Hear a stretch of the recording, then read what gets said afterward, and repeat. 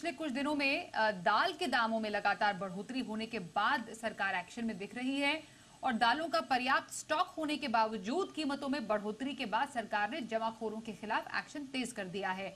अब जिसे लेकर पिछले 2 हफ्तों में सरकार ने कई बड़ी बैठकें की हैं, राज्यों, बड़े इंपोर्टर्स, होलसेलर, स्टॉकिस्ट से भी बात की, लेकिन कुछ असर होता हुआ नजर नहीं आ रहा है। अमरीश हमारे साथ है। अमरीश, दालों की जमाखोरी पर सरकार का एक्शन काफी ज्यादा बड़े पैमाने पर वो चाहते जरूर हैं, पर अब तक किए गए तमाम प्रयासों से कुछ रिजल्ट नहीं निकल रहा है। क्या है प्लान? देखिए सत्य, लगातार सरकार दालों को लेकर चिंता में है, क्योंकि पिछले 2 साल से हमने देखा था कि मौसम खराब होने की वजह से दाल की फसलें प्रभावित हुई थी और ज्यादातर हमारा जो कंजम्पशन है वो इंपोर्ट से पूरा किया जा रहा था।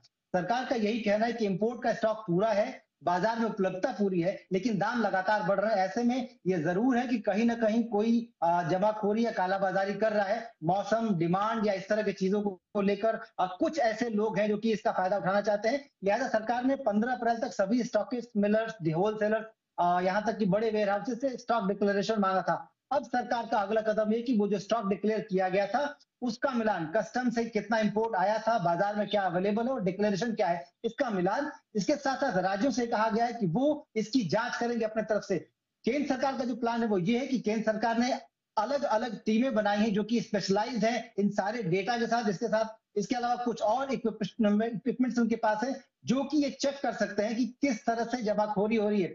जो सीधे पॉइंट्स जहां पे ट्रिगर किया जा रहा है वो ऐसे हैं, मॉनिटरिंग टीम के अनुसार से बनाए गए, क्योंकि वो ऐसे पॉइंट्स है जहां पे कि दाल के दाम ज्यादा बढ़े हैं। अगर हम महीने पे देखें तो लगभग 10% दाम बढ़े, और अगर वाई ऑन वाई देखें तो इस महीने में लगभग 18% दाम बढ़े हैं, विशेष तौर पे चना के, तूर के और उड़द के।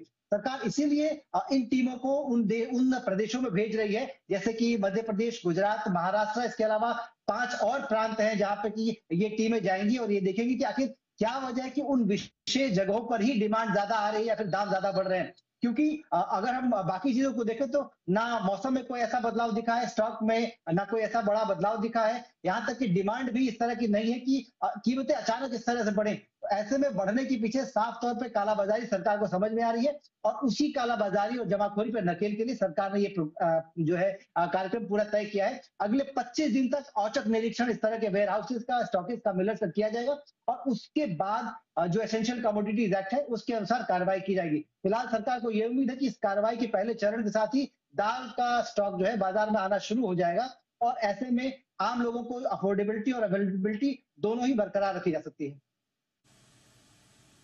जी, बहुत धन्यवाद करेंगे अमरीश इस खबर पर भी जानकारी देने के लिए।